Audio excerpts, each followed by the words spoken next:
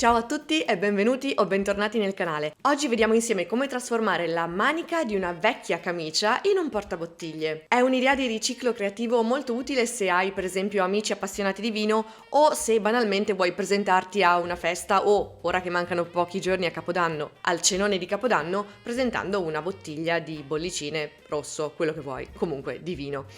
Approfitto brevemente per salutare e ringraziare i nuovi iscritti al canale, ma non perdiamo tempo, andiamo subito a vedere cosa ci serve per realizzare questa idea creativa.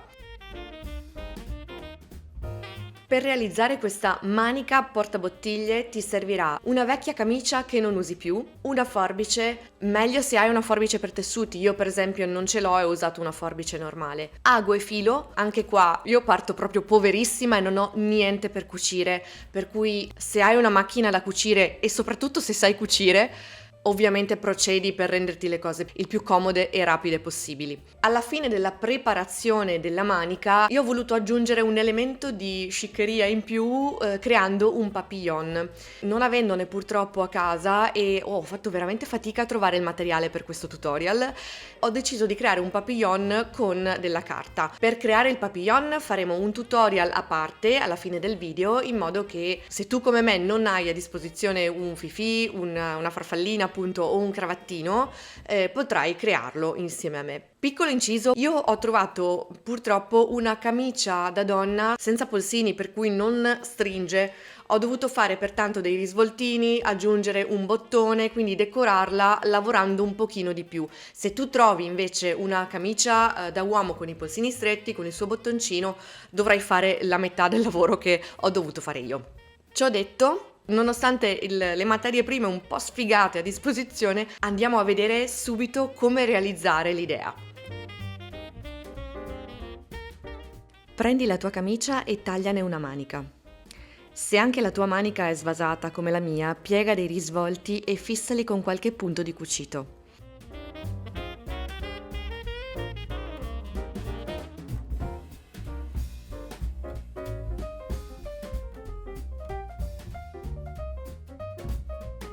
Ora vai a cucire il fondo della manica. Qui io ho piegato l'angolo lungo verso l'interno e ne ho cucito poi i bordi, ma io non so cucire, gente, vi chiedo scusa. Infatti poi ho rifatto tutto il lavoro cucendo il rovescio della manica. Poi sono passata a cucire il bottone. Questo invece l'ho cucito come Dio comanda e per farlo ho seguito il tutorial del canale Feeling Felt, che approfitto per ringraziare, e per chi come me non sa cucire lascio il link del suo ottimo tutorial in descrizione. La tua manica è pronta.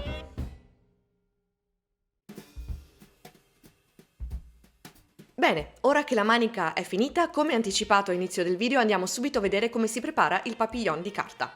Per questo l'unica cosa che ti serve è un cartoncino o un foglietto di carta delle misure di circa 17 x 12 cm. Bando alle ciance, andiamo a vedere come si fa l'origami.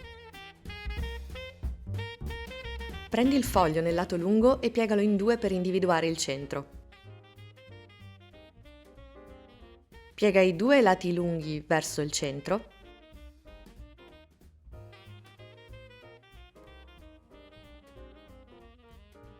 Ora prendi il lato corto del foglietto e piegalo in due.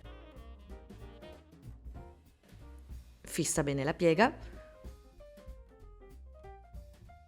Prendi un lato del foglio e aprilo in modo da trovare un triangolo sul lato corto del foglio.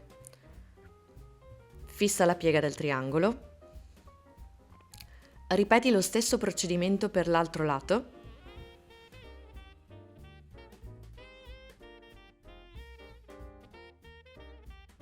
Gira i lati del foglietto fino a trovarti davanti agli occhi il foglio intero, senza la divisione della carta al centro, per capirci. Ora piega il lato corto del foglietto fino a far coincidere il lato con la punta del triangolo. Fai la stessa cosa per entrambi i lati. Tieni la punta del triangolo verso il basso e procedi a piegare gli angoli alti del foglio in modo da formare altri 4 triangoli.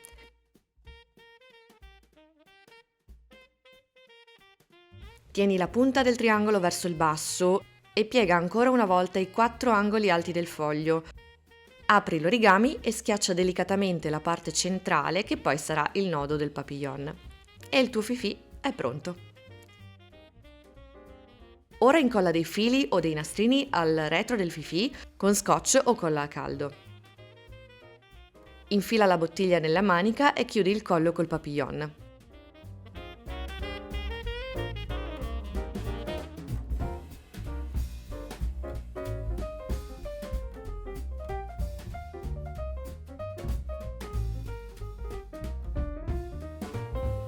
La tua bottiglia è pronta.